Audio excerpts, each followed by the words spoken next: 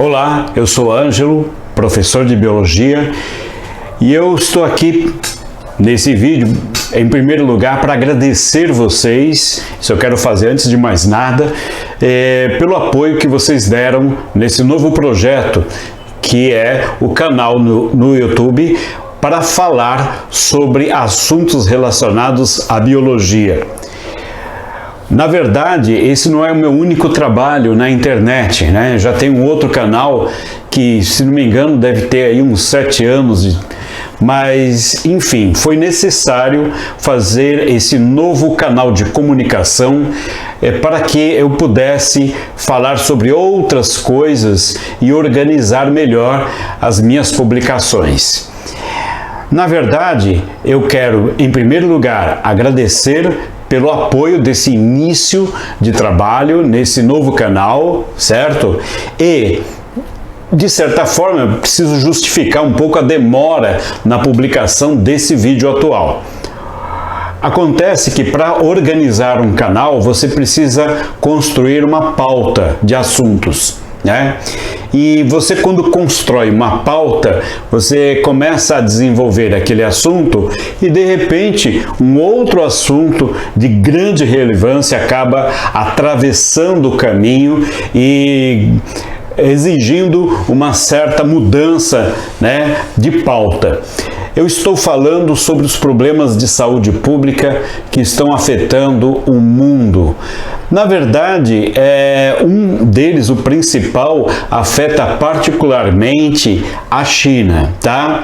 E alguns países, tá, que estão se envolvendo nesse problema, mas principalmente a China, tá? Eu estou falando do coronavírus. Tá? Do novo coronavírus.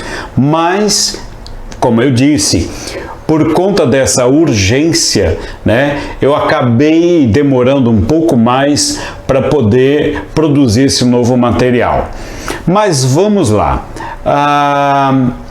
Esse novo coronavírus, né, eu tenho um outro canal que eu trato de assuntos referentes a ensino na parte de preparação para vestibular, Enem, uma série de coisas. E nesse canal eu tenho um vídeo específico para falar de vírus, tá? Se não me engano, devo ter até 2. Mas enfim, eu vou colocar na descrição desse vídeo, né, um caminho para você chegar ao outro vídeo que eu já tenho no outro canal, e se você tiver interesse em um aprofundamento maior a respeito de vírus, vá até lá que você vai encontrar uma informação mais específica, não? Então, mas hoje, especificamente, eu pouco quero falar sobre particularidades de vírus, certo? Por quê? Porque, na verdade, esse objetivo meu nesse canal é mais uma informação de um jeito mais diretos, né? Sem muita especificidade científica e tudo mais.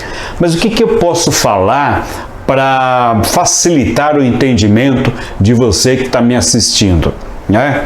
Bom, primeiro, o que é um vírus? Isso eu não posso deixar de falar nisso. O vírus é uma partícula biológica, né, que contém um material genético dentro dele.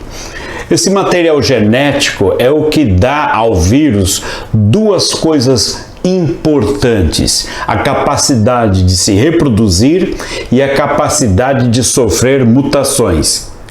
E justamente por sofrer mutações, o vírus evolui, certo? Acontece que o vírus, ele não é uma célula sequer, ele é uma partícula biológica, ou seja, uma instituição, uma estrutura muito mais simples do que uma célula.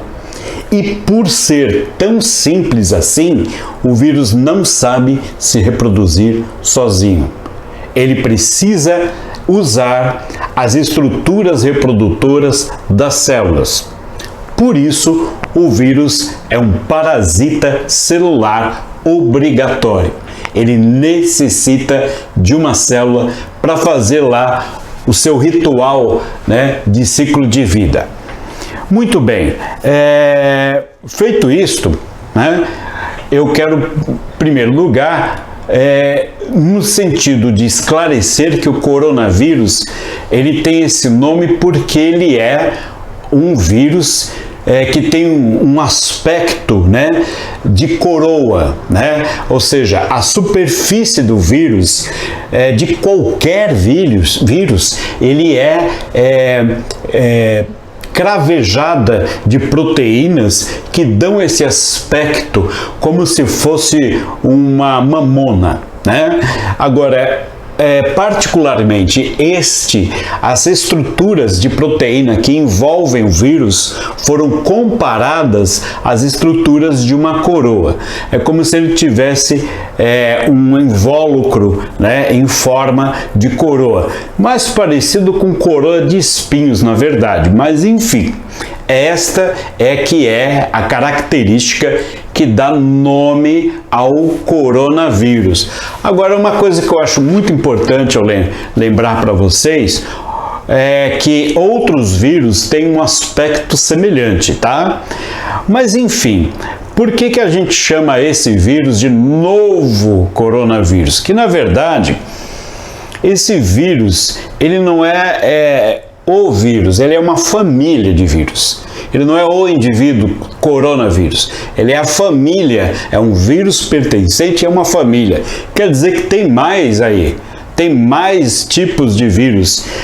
Na verdade, esse vírus foi identificado lá na China e alertado ao sistema da Organização Mundial de Saúde no final do ano passado, 2019. Mas esse grupo de vírus, ele já é conhecido desde 1960. Então, não é de hoje, hein? Não é de hoje. Então, quer dizer, é uma família de vírus, né? Da mesma que já causou outros tipos de problemas de saúde, como o SARS, por exemplo, e o MERS. Esse vírus atual, ele é chamado de 2019 nCoV. Ou seja, 2019, novo coronavírus, tá bom? De onde veio esse vírus? Qual é a origem dele? Então, tudo indica que esse vírus, ele teve origem de animais, ditos animais silvestres, cobras e morcegos. Esses animais, principalmente na parte da cobra, vendidos em espécies de mercado que existe na Ásia, né? Onde se come muito alguns tipos de animais que aqui em nosso país, pelo menos, ou no mundo ocidental, são considerados animais exóticos. Mas lá é da tradição, da norma comum deles comer certos animais que aqui nós achamos assim impensável de se comer, como morcego, por exemplo, e cobras. Apesar que aqui existe isso, né? Carne de cobra, assim como existe carne de jacaré.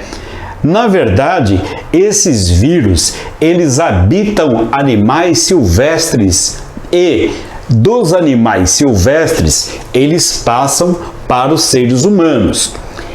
O fato é que esses animais silvestres podem não apresentar nenhuma doença. Por quê? Porque eles são reservatórios antigos.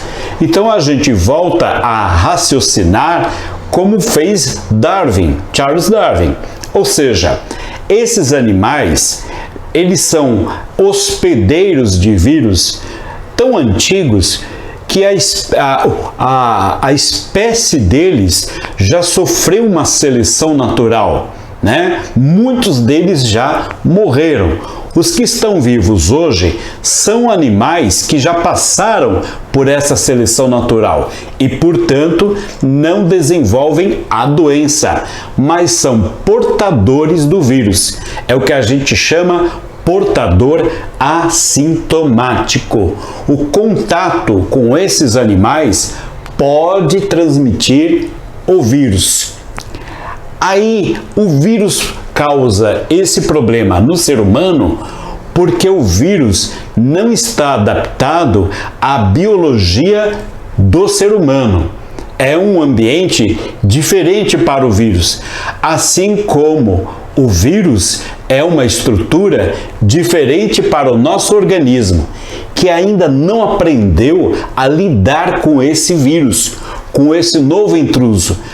E aí, as reações, muitas vezes reações imunológicas, acabam causando um efeito pior do que a gente imagina. Então é isso basicamente que faz com que um vírus cause tanto temor. Então é uma nova versão de um vírus, chamado coronavírus, do grupo coronavírus, que está se adaptando aos seres humanos. Muitos seres humanos vão morrer, porém isso faz parte da seleção natural. Alguns seres humanos mais aptos sobreviverão e a partir daí eles poderão dar origem a uma nova linhagem de seres humanos imunes a essa doença. É como aconteceu, por exemplo, com o vírus da gripe no passado. Então é assim basicamente que funciona o vírus. O vírus não tem a intenção de matar o seu hospedeiro. Pelo contrário, ou ao contrário, o vírus necessita do hospedeiro. Quando o hospedeiro morre, que somos nós, por exemplo, o vírus morre também. Portanto, não é uma relação muito lógica para o vírus matar o hospedeiro. A tendência é chegar a um equilíbrio ecológico entre o hospedeiro, ser humano, e o vírus, que é o parasita, e chegar a uma simbiose positiva, Ok? Então, basicamente, esse que é o período, é isso que nós estamos vivendo atualmente, ouvindo falar lá da Ásia, no caso específico, principalmente da China, tá bom? Aí as pessoas, quando o vírus está na pessoa, ele pode adquirir características que mudam até seu modo de contágio, como por exemplo, nos seres humanos, de um para outro, você transmite pela tosse, você transmite pelo espirro, tá? São gotículas que saem do seu sistema respiratório e ficam pairando no ar. Existem medições de que, por exemplo, um espirro ou uma tosse pode lançar gotículas de saliva até 6 metros de distância de você, por exemplo. Então isso é uma forma muito fácil de transmitir o vírus. É por isso que nós vemos aquelas pessoas usando máscaras.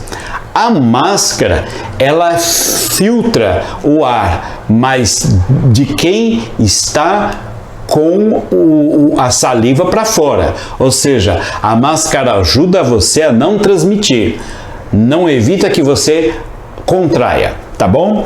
Ok, daí o que a pessoa sente? Febre, por exemplo, a tosse, sabe esse sintoma de doença respiratória? Febre, tosse, dificuldades para respirar. E isso tudo pode evoluir até uma espécie de pneumonia. Tá certo? Então tá. Porém, a gente tem que lembrar que isso é um problema especificamente de um vírus de uma família que está emergindo lá na Ásia. Aqui no Brasil, os brasileiros que foram trazidos, eles não apresentaram sinais ou sintomas da doença. Os exames também não deram nada. Eles estão cumprindo uma espécie de quarentena. Isso é regra. Agora, nós vamos chegar ao carnaval. Estamos em fevereiro de 2020. Pode ser que chineses venham para cá para o carnaval? Bem provável que não, devido à situação de lá, né? E também, apesar de coincidir com o Ano Novo Chinês, o carnaval, né? Não é uma tradição chinesa esse tipo de passeio. Pois bem, então, na prática, nós podemos ter um caso aqui futuramente, porque o Brasil é muito grande e o trânsito de pessoas no mundo é muito intenso, óbvio.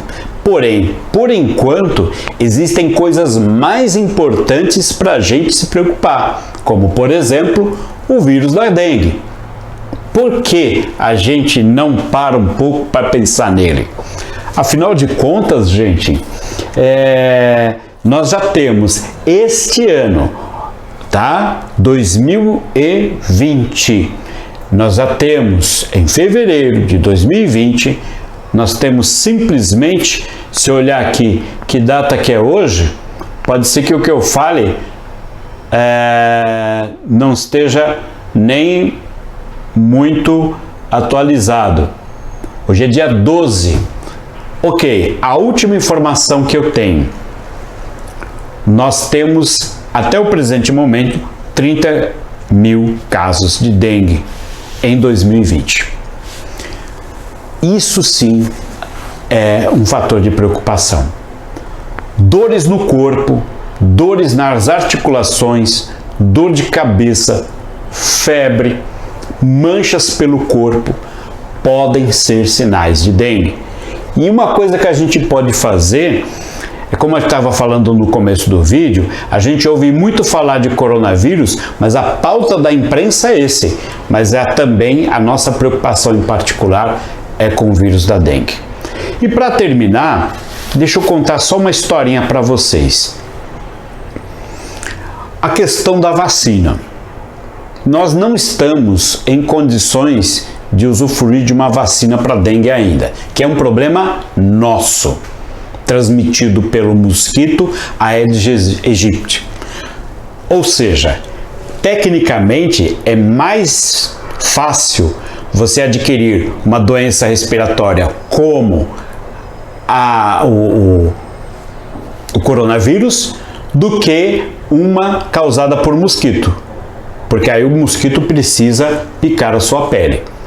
Por que então 30 mil casos só nesse começo do ano? Tem alguma coisa errada, e é no combate ao vetor, que é o mosquito, tá? Porque ela é feita por intermédio do mosquito, o Aedes aegypti. Vacina nós não temos, mas eu quero só contar uma coisa para vocês rapidamente. A vacina ela é uma invenção do século XVIII. Existe um médico inglês, tá? Chamado Edward Jenner. Ele, em 1798, ele produziu e ele fez um teste da primeira vacina. E a primeira doença foi a varíola. A varíola que causa febre alta, dores de cabeça, dores no corpo, lesões na pele, que são fístulas, são inflamaçõezinhas com pus, né? E pode até levar à morte. Pois é, foi a primeira doença infecciosa erradicada por uma vacina. Esse médico escreveu que um artigo, um inquérito sobre causas e efeitos da vacina da varíola. E esse material que ele publicou mudou completamente a ideia de prevenção contra doenças, tá?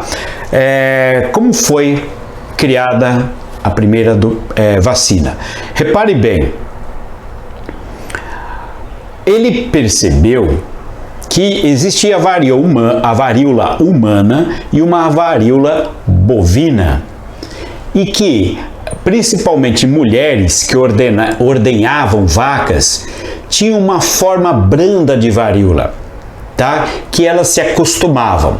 Logo, ele percebeu que o trato com a vaca transmitia a doença. Repare, de novo tem um animal no caminho.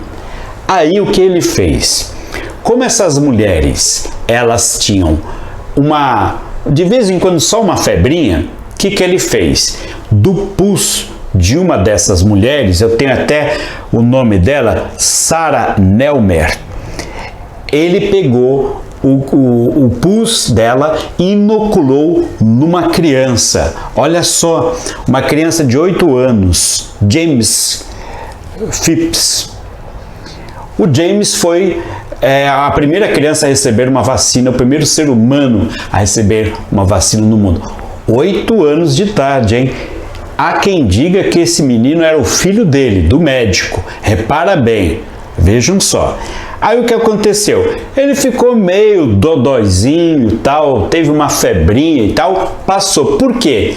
Por que o médico usou nele o próprio pus da mulher que estava com aquela varíola? Porque ele sabia que aquela varíola era branda. Como ele colocou, aí o menino teve também uma varíola branda.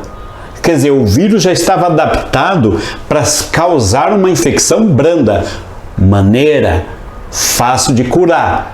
Depois que o menino se curou dessa branda, ele deu um tempo, depois de um certo tempo, aí ele colocou aquela que é de verdade, né? Ele colocou aquela que era verdadeira, o vírus verdadeiro, causador daquela varíola braba, tá? Então o que vai acontecer? O menino não teve a doença. Certo? Então, surgiu aí a primeira vacina. Bom, gente, é isso que eu queria falar com vocês hoje. E aí eu espero que vocês tenham gostado. Espero também não demorar tanto assim. Vou me esforçar para postar mais vídeos para vocês. Um forte abraço para vocês. Até o próximo vídeo. Tchau.